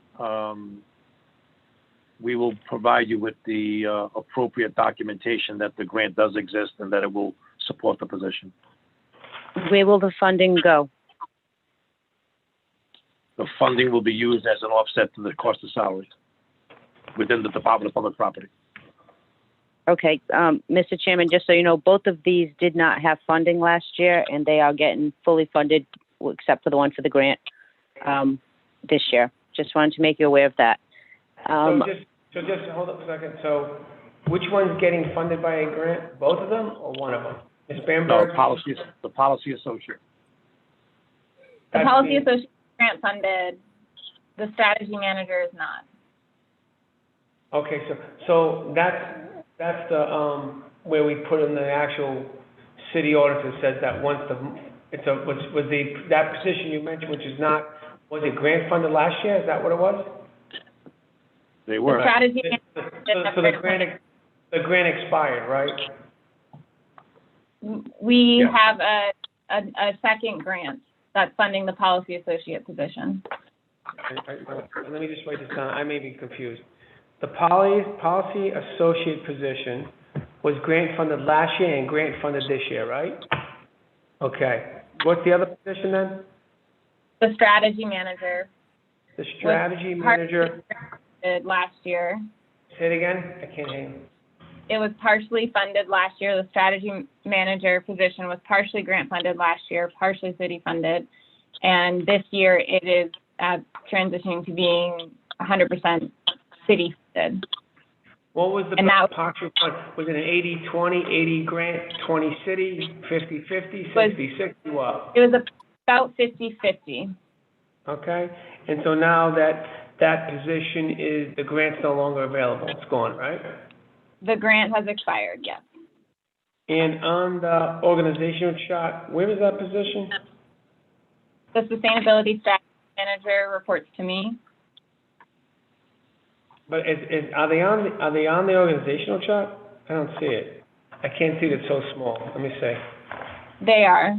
There's 3 positions under me: the strategy manager, the policy associate, and the energy manager. Oh, the energy manager is vacant on your chart right now. Correct. And is that the position you're saying you want to? Where's the one you want to? Where's the strategy manager? Where's that one? That is the first. Yep. What? The first one under me is the strategy manager. Oh, because it says sustainability strategy. Okay, sustainability strategy manager. All right. So she's 50-50 now. She's out. So you're requesting to make that a full-time funded position, right? Correct. All right. So, and I noticed that I gathered her position is non-union, and it is one of the positions that is a 3-2, correct? 3 on and 2 off. Is that correct? All right. Correct. So therefore, at least for the next upcoming months, she'll, all intents and purposes, be a part-time position, correct? Well, she'll still receive city benefits and such, but she'll be working 3 days a week. Right, which is a part-time position. It's not, in theory, working 3 days a week, you're a part-time and not a full-time anymore, right? Okay. All right. Well, that depends if you're on a work share. I don't think she'll be on work share because it's grant funded. It says it is. It says she is going to be work share. She's not working anymore. They will both be on work share. They're both going to be on work share, Mr. Mancini. Okay. I don't have And that's Pardon me, Mr. Chairman, I'm sorry. Despite the grant funding. Right, okay. So, all right, so Madam Auditor, we have to revisit that position. As you know, the rule is, if your position is grant funded and the grant, then it expires, then the position expires. So, I think you have an issue there. Okay? So, Madam Internal Auditor, knowing what we know about the financial straits of the city, we have to look into that. I guess right now, it works because she's getting, basically, she's going to be a part-timer with this layoff program. And I believe that takes us into September. September when it expires. It's about a 14-week program. Is that correct? That's correct. So we should look into that, Madam Internal Auditor. Okay? All right. Sure. Can I ask one other question? You can ask as many questions as you would like, Madam Auditor. Thank you. you have the energy manager on a 75-day rule, the one who has recently separated from the city. Correct. Is he coming in during this time? No, he is not. Generally, he is working remotely and fine to request as needed. I'm sorry, you broke up. He's coming in, he's working remotely? Correct. Okay. Okay. Well, Okay. hold on. It says the energy manager position is vacant, Madam Internal Auditor. But the Mr. Chairman, energy manager who has separated from the city is on the 75-day rule. Oh, okay. So he's, So we don't, so, I mean, so that's 75 days. When did he begin his 75-day rule? Mr. Mancini? so Mr. Lawson retired in January of 2020, and he was immediately asked to return under the 75-day rule. And so while his position is vacant, it's a unique position, and Ms. Bamberger will attest that recruiting efforts for that position have been a little bit more difficult. And with the interruption of COVID-19 and the closure of City Hall and the edict of not filling technically non-essential positions, there hasn't been a further recruitment effort. But I will tell you, Mr. Chairman, that after further discussion with Finance, Public Property, and Sustainability, that position is marked as essential because the work of that position is to track those energy bills. That works closely with the City Controller's Office to make sure that we are getting the appropriate credits and the appropriate consumption of electricity kilowatt hours. A great deal of work goes into that, and while it may not appear that way on its surface, the energy manager position is significant to the heat, light, and power budget. So I believe Ms. Bamberger and I have had that discussion yesterday under refreshed conversation, and when the time is appropriate, certainly not before the end of this fiscal year, but at some point in the new fiscal year when things settle in, I would fully expect that position should be and will be filled given the necessity of the work. Okay, well, I'm just going to reiterate, at this time, the position, you got the 75-day, I presume it's expiring. That person's not going to do a 5-2 thing, right? He's not on work share, is he? Absolutely not. So I would advise at this time, don't assume that that position will be funded for the upcoming fiscal year. And I appreciate your advocacy. I recognize that advocacy, but the idea would be that if we are going to save a position, you probably want to save someone who's actually on the job, not someone who retired from the job. No, I agree. I know we want. I don't mean him. I mean the position for the future candidate.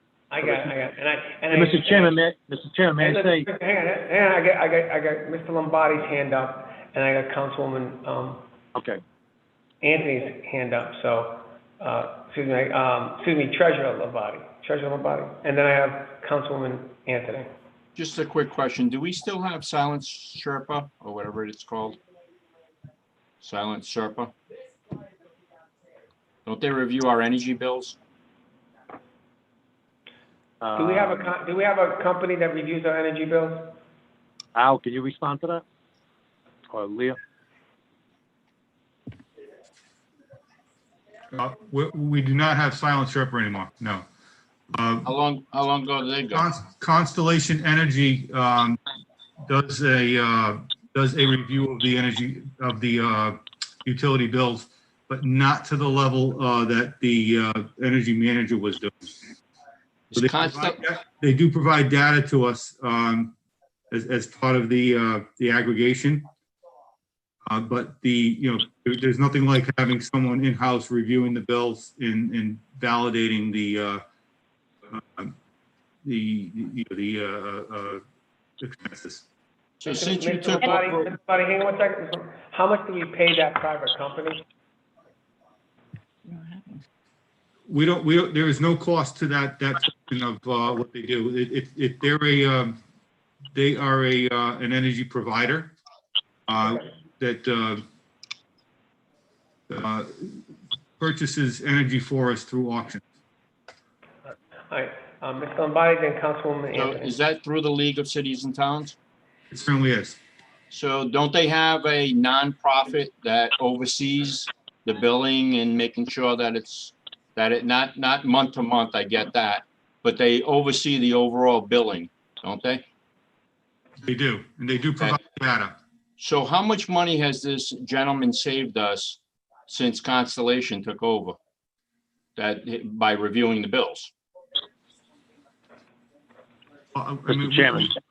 We Hang on, can, Mr. Mancini. Mr. Bucco, can you answer that question? Then I think. I cannot provide that information right now, but we can certainly provide a report of what Mr. Lawson has accomplished over the years.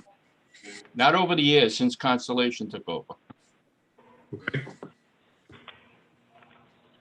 All right. Ms. Bamberg, you want to weigh in on this conversation?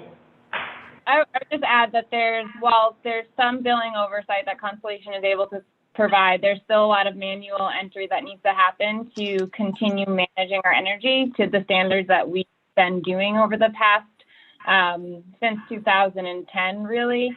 So it's not fully automated, and there's certainly a lot of, to get the kind of matching all the buildings with the meters and making sure the billing is aligned and we can actually understand the energy in the context of our building still requires additional labor. But as much as this, we're paying this person, or could an independent contractor do it far cheaper? I don't believe it could be done by an independent contractor. The energy manager also takes on other responsibilities as well besides entering data. They help with projecting energy use, making sure we're getting all the correct rebates from National Grid, and not missing any savings opportunities in our building through energy efficiency and other measures. Okay. Thank you. I look forward to seeing the report as to how much that person has saved since Constellation took over. Thank you, Mr. Chairman. Thank you. Councilwoman Anthony? Yes, I would just like to say that I have worked with Ms. Bamberger and I've worked with the energy manager. I believe that we have recognized some significant savings due to his work. He is really been the gentleman, Mr. Larson, who was in charge of, was doing that job, was doing so much more. He's been advancing our commitment to sustainability. He's been meeting with, different stakeholders in the community, trying to get them to understand the significance of benchmarking. I mean, he's been so much more, and he's an essential piece of our commitment to sustainability and we have a benchmarking ordinance that is going to be proposed at some point. This particular position is crucial to that, the success of that program. If we can get that going, I think, Ms. Bamberger's done a tremendous job with very limited staff. And I would argue strenuously that that position should be funded and that the person who is now going to be fully funded by the city should also be funded. This is not a time to be laying back. There are cities that are comparable to our size that have a much larger sustainability department, and we have to make a commitment here, and we have been, and I just think this is crucial. Duly noted. Vice Chair, and then Mr. Mancini.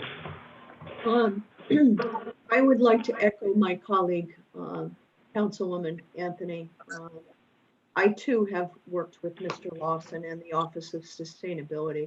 It is important work, and I think the most poignant remark is Mr. Lawson is really truly remarkable gentleman, highly skilled, and largely the program Ms. Bamberger spoke about, the fact that we were able to achieve that amount of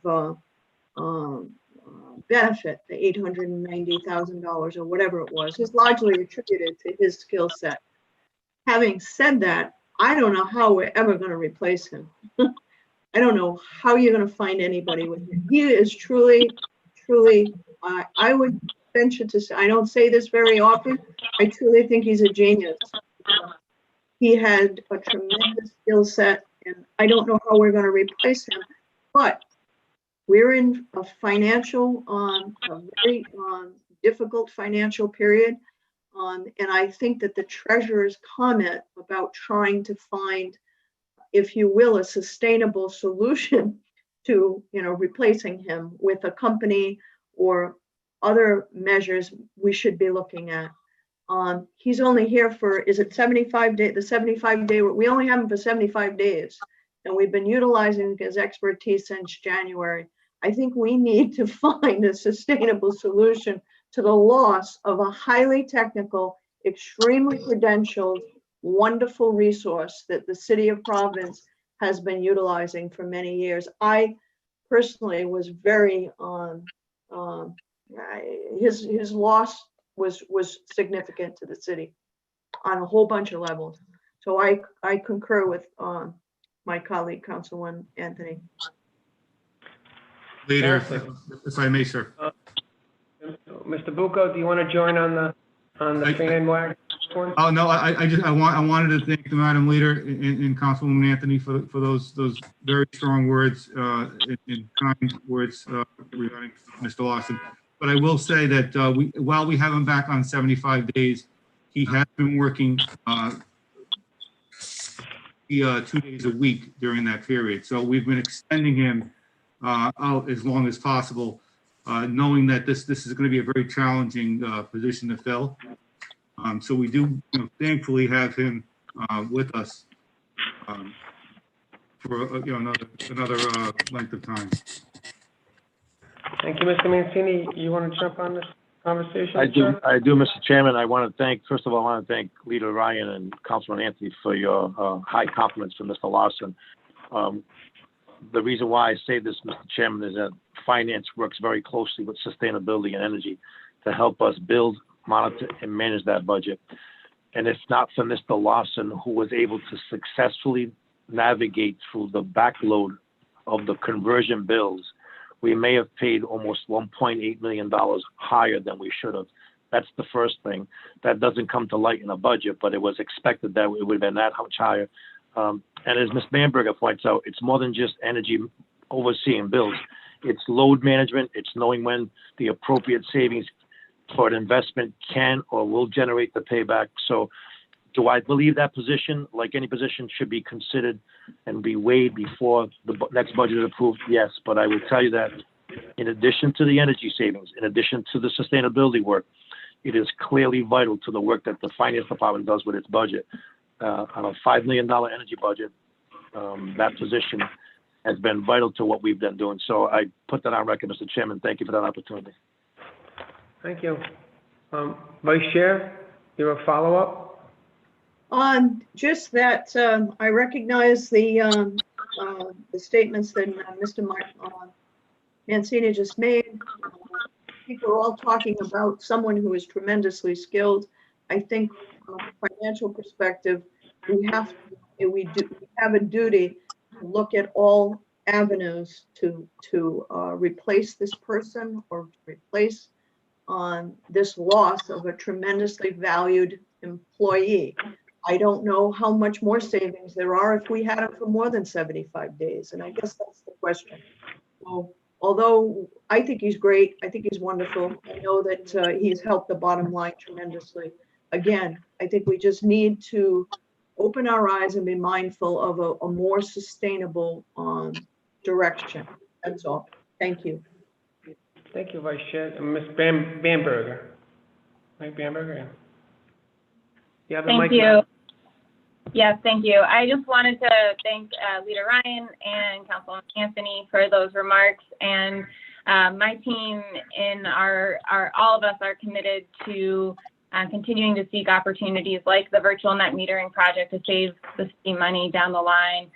Both the strategy manager position and the climate justice or the policy associate position are really essential for this work going forward. The strategy manager in particular is responsible and she's done an amazing job working with businesses, enforcing the plastic bag ban, and as a team make progress on other policies. Councilwoman Anthony mentioned the benchmarking policy. We really need the personnel to be able to implement these in a effective way. So I just ask you to consider that as you make your decisions. Thank you. Vice Chair, you have another follow-up? No, is my hand still up? I'm sorry. I lose control of my hand sometimes. Since you identified me and my hand was up, I'll take this opportunity to say I would also like to credit the Office of Sustainability for their hard work in making sure that the city of Providence pushed forward and passed the plastic bag ban. A lot of effort, a lot of energy, expertise in that department, and I applaud their hard work. Thank you. Thank you. Any other fan messages at this time? So I think it's wonderful, and I appreciate your advocacy and passion, and I appreciate all that. But my take is that if you can afford to have your entire division work only 3 days a week for the next 14 weeks, tells me that you have more than enough bodies.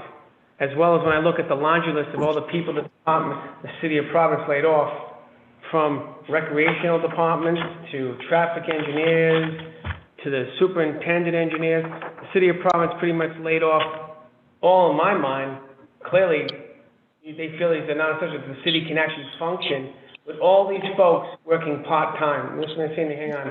The problem is that last night we had the conversation, which of course was fruitless, from the COO. And then of course today now we are seeing the ramifications of such actions. And I understand you're balancing trying to save money and to tap into the COVID-19 by having these people get paid 2 days out of the week, but they're not going to be working for those 2 days. And the other issue is in the idea of being financially responsible, I think everything has to be on the table. Now, I say this to my colleagues who are going to be here next term. Your decision in this budget, you will be dealing with it the first year of your next term. If you do not make the hard decisions this year, you will be making horrific decisions in the upcoming years. And this type of budget, if it's not addressed correctly now, will be just like how it was with 1, 2, 3 mayors ago, where a mayor left office, claimed everything was fine, and then the next mayor came in and said it was a Category 5 hurricane.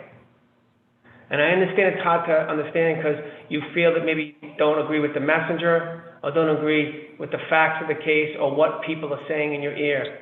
But I ask you to be far more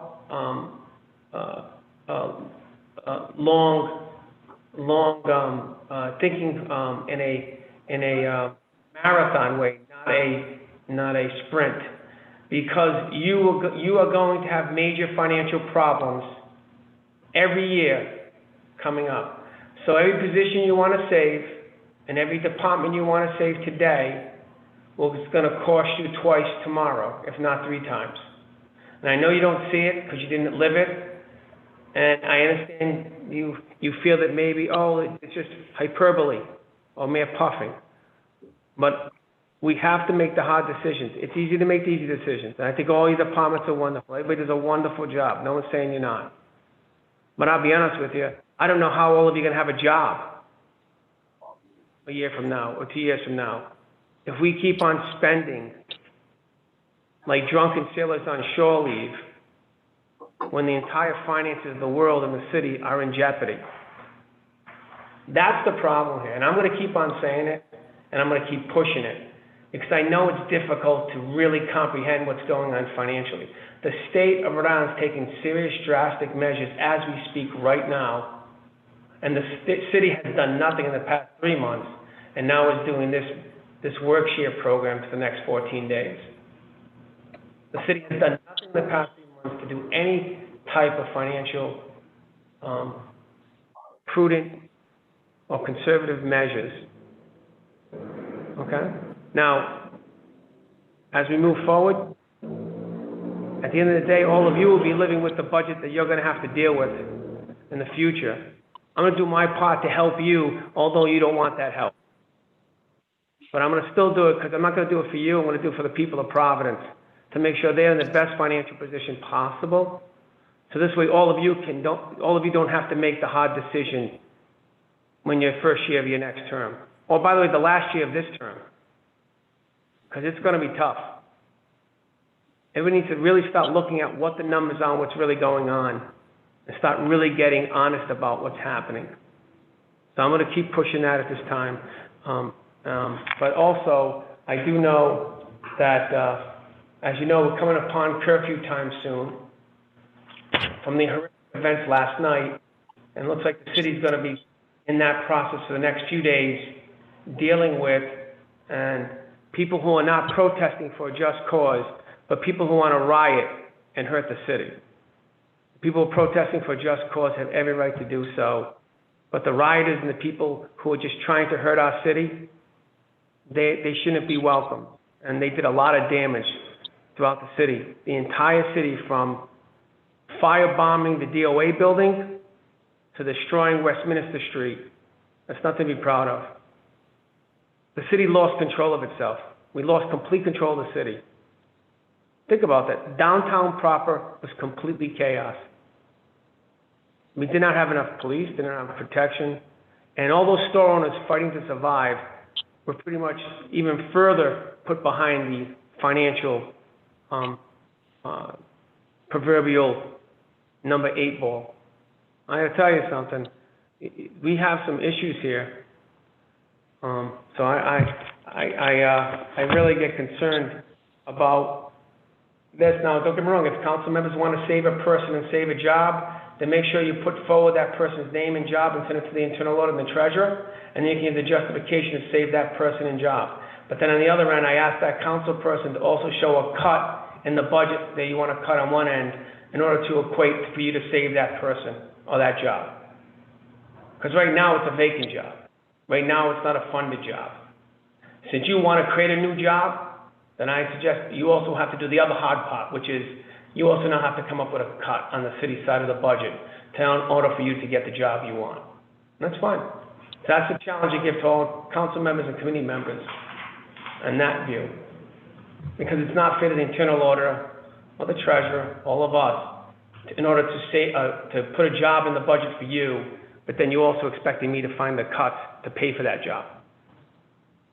So that's the general, that I ask everybody to be very aware of. Internal Auditor, do you have further questions on this matter? No, sir, I do not. All right, and I do know, unfortunately, we're coming upon the bewitching hour. I am worried about the clerks. Last night we were here pretty late. And I know we still have a long way to go. We want to get into the CIP, but I don't want to get deeper into that because I know it's going to be a deep discussion. I know, Vice Chair, you wanted to, but I am concerned about the health and safety of the clerks. There's only a few of us here. There's not even any police in the City Hall right now. And there's no one around City Hall at all at this time. There's no patrols, there's no cars, there's nothing. So I would ask if the committee could indulge, and I apologize if I was a little, I had a little statement there, but I ask that for the sake of safety that we continue all these items for tomorrow, because we're going to have another finance meeting, and we'll do our part to switch things around, try to get to the CIP, and then I know that we also have Wainwright, and we have Siegel coming in to talk about the status of the city's $1.2 billion unfunded pension liability. I'll say it again, $1.2 billion unfunded pension liability. Okay, so everybody be aware what's still out there. The pension system has not been resolved. The system still is in dire straits. So they're coming in tomorrow to talk about what's happening with that. So I'd ask if we could continue all the items. So tomorrow, in fact, we indulge the committee on that. Motion to continue all the items on the agenda, sir. Second. Vice Chair, second by Councilman Taylor. Discussion? All in favor? Aye. Motion carries. Motion to adjourn. Motion adjourned by Vice Chair. Second. All right. Discussion. I just want to once again thank the clerks for doing a great job, the administration for coming this evening and participating, council members and committee members also. All in favor? Aye. Aye. All opposed? Thank you all. God bless and be well. Thank you.